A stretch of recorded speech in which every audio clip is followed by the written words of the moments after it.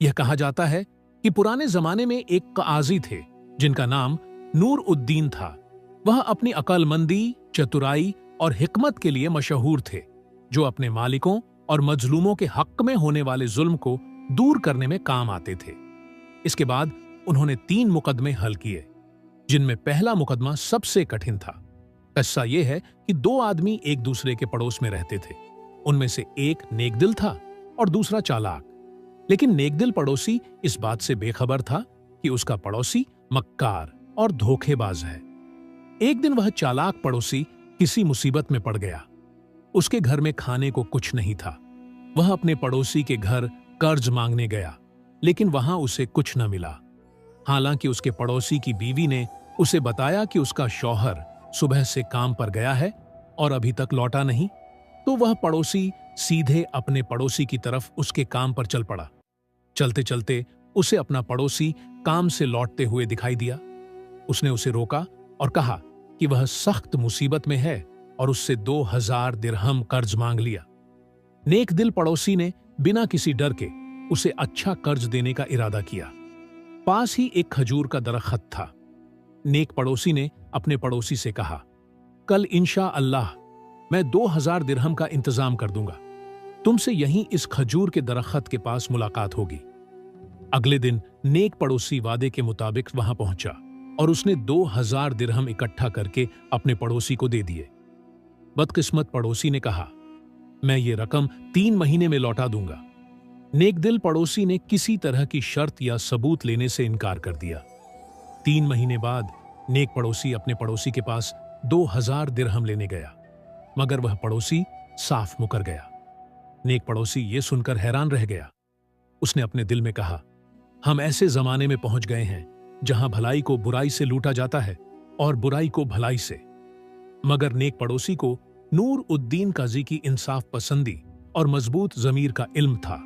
उसने सोचा, अगर मैं यहां बहस करता रहूंगा तो यह बेकार है। इस मामले का फैसला अदालत में होना चाहिए। वह अपने पड़ोसी की शिकायत लेकर अदालत पहुंच गया।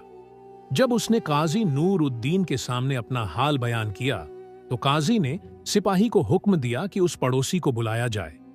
जब वह आया तो काजी नूर उद्दीन ने उससे पूछा, तुम्हारा पड़ोसी दावा करता है कि उसने तुम्हें 2000 दिरहम कर्ज दिया है, क्या यह दावा सच है?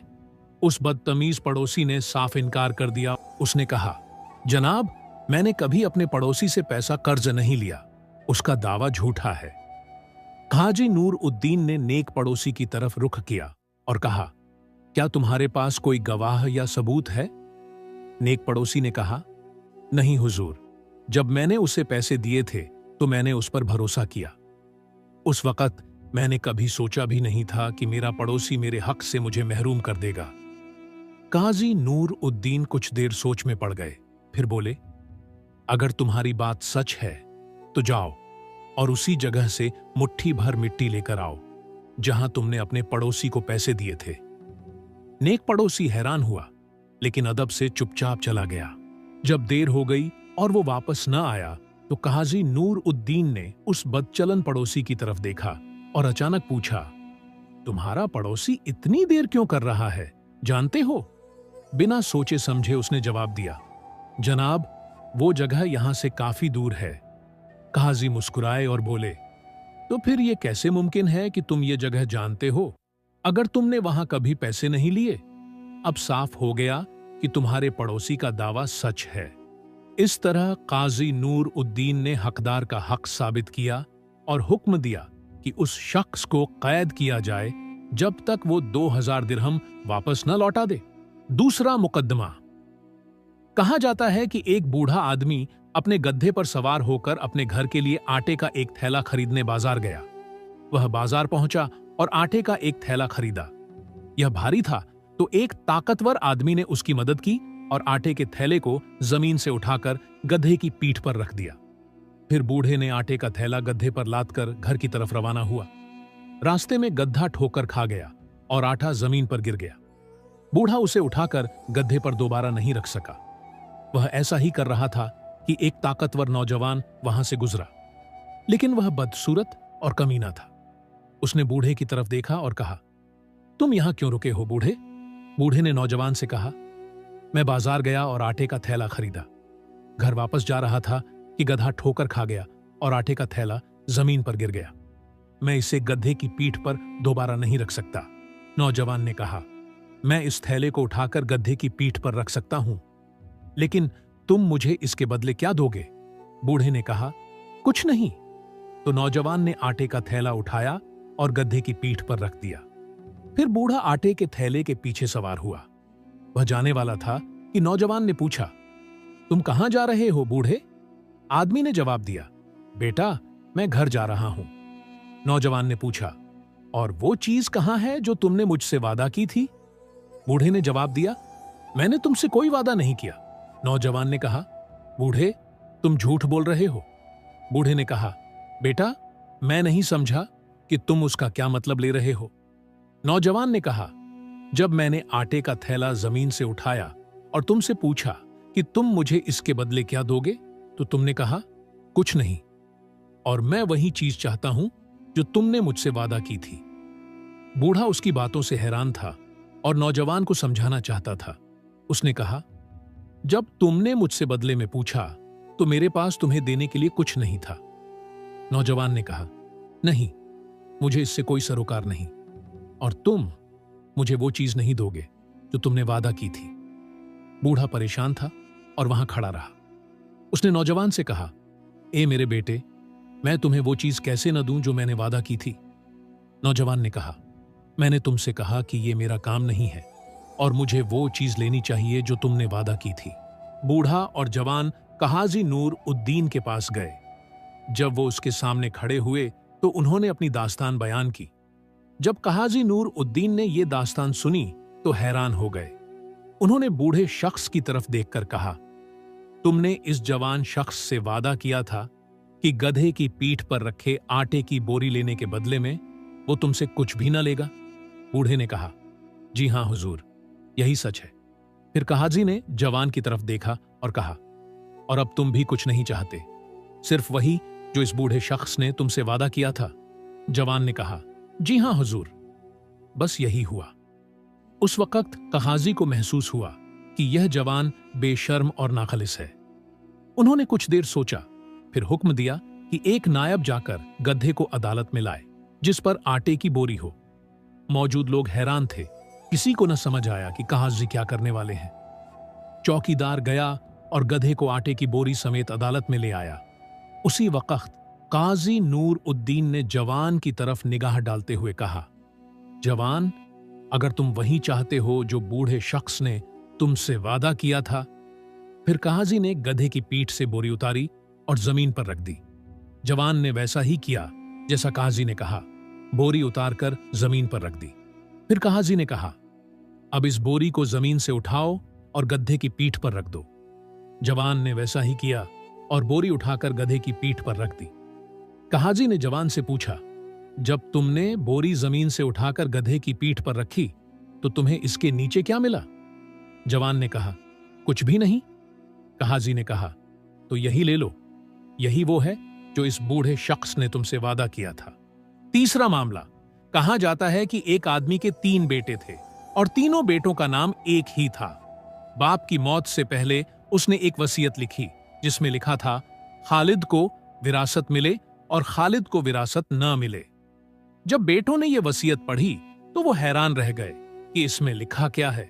भाई एक दूसरे का मुंह देखने लगे, समझ नहीं पाए कि बाप की इस वसीयत का मतलब क्या है। तीनों सोचते रहे कि वो कौन सा खालिद है जो विरासत से महरूम किया गया है, जबकि तीनों का नाम तो एक ही है। लेकिन ये बात साफ थी कि बाप ने अपने बेटों में से एक को विरासत से महरूम करना चाहा था। भाइयों के पास काजी के पास जाने के सिवा कोई चारा नहीं था कि वह उनका मुकदमा देखे। जब वह काजी के सामने खड़े हुए और अपनी कहानी सुनाई तो काजी ने पूछा, क्या तुम्हारे पास यह वसीयत है? भाइयों ने कहा, जी हां हुजूर। फिर उन्होंने वसीयत निकाली और उसे दे दी। जब काजी ने वसीयत पढ़ी तो वह हैरान रह गए और खुद से पूछा कि इसके बाप का इससे क्या मतलब था। उन्होंने कुछ देर सोचा, यहां तक कि उन्हें शक हुआ कि इन भाइयों में से कोई उसका बेटा नहीं है, लेकिन वह इसे एक बार पूरी तरह साबित करना चाहते थे। गहरी सोच के बाद काजी ने मुहाफिज से कहा कि तीनों भाइयों को कमरे से बाहर ले जाएं और फिर उन्हें एक एक करके अंदर लाए। मुहाफिज ने काजी के हुक्म की तामील की और भाइयों को एक एक करके अंदर लाया। जब पहला खालिद अंदर आया तो काजी ने उससे कहा, खालिद, अदालत ने इस मुकदमे पर बहुत सोचा है और हमें कोई दूसरा हल नहीं मिला सिवाय इसके कि तुम्हारे बाप को कब्र से निकाला जाए ताकि हम उसके उंगलियों के निशान हासिल कर सकें। शायद यह वसीयत जाली है। क्या तुम इससे इत्तेफाक करते हो? खालिद ने गुस्से से कहा, नहीं हुजूर, मैं इससे इत्तेफाक नहीं करता। मैं अपने बाप को मौत के बाद अपनी आंखों के सामने जलील होते नहीं देख सकता। मुझे कीमत की परवाह नहीं। मैं इस विरासत से कुछ नहीं चाहता और मैं अपना हक अपने भाइयों को दे दूंगा। काजी ने कहा, तो बाहर जाओ और अदालत के कमरे के बाहर इंतजार करो। फिर काजी ने हुक्म दिया कि दूसरा खालिद अदालत के कमरे में दाखिल हो। जब दूसरा खालिद कमरे में दाखिल हुआ तो काजी ने उसकी तरफ देखा और कहा, खालिद, अदालत ने इस मुकदमे पर बहुत सोचा है और हमारे पास कोई दूसरा हल नहीं है सिवाय इसके कि तुम्हारे बाप को कब्र से निकाला जाए ताकि हम उसके उंगलियों के निशान हासिल कर सकें। शायद यह वसीयत जाली थी। क्या तुम इससे इत्तेफाक करते हो? दूसरे खालिद ने भी इख्तिलाफ किया और काजी को बताया कि मैं इस विरासत से कुछ नहीं चाहता। वह भी अपनी विरासत अपने भाइयों को देना चाहता था। काजी ने उसे कहा कि बाहर जाओ और अदालत के कमरे के बाहर इंतजार करो। फिर काजी ने हुक्म दिया कि तीसरा खालिद अदालत के कमरे में दाखिल हो। जब तीसरे खालिद ने दाखिल किया तो काजी ने उसकी तरफ देखा और कहा, खालिद, अदालत ने इस मुकदमे पर बहुत सोचा है और हमें कोई दूसरा हल नहीं मिला सिवाय इसके कि तुम्हारे बाप को कब्र से निकाला जाए ताकि हम उसके उंगलियों के निशान हासिल कर सके। शायद यह वसीयत जाली थी। क्या तुम इससे इत्तेफाक करते हो? फिर तीसरे खालिद ने कहा, अगर तुम मेरे बाप को कब्र से निकालो तो कोई हरज नहीं। वह जिंदा मुर्दे से ज्यादा काबिल एतिमाद है।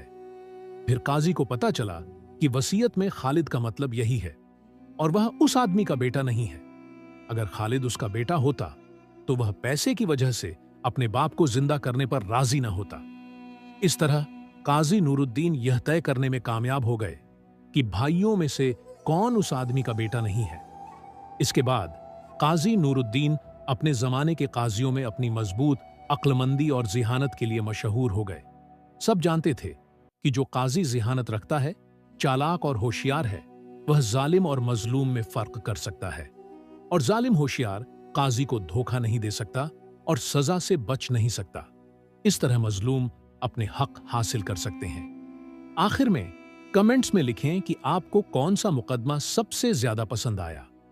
मुझे तीसरा मुकदमा सबसे ज्यादा पसंद आया क्योंकि यह विरासत और खानदानी राज्य को हल करने में काजी की जिहानत को खूबसूरती से जाहिर करता है।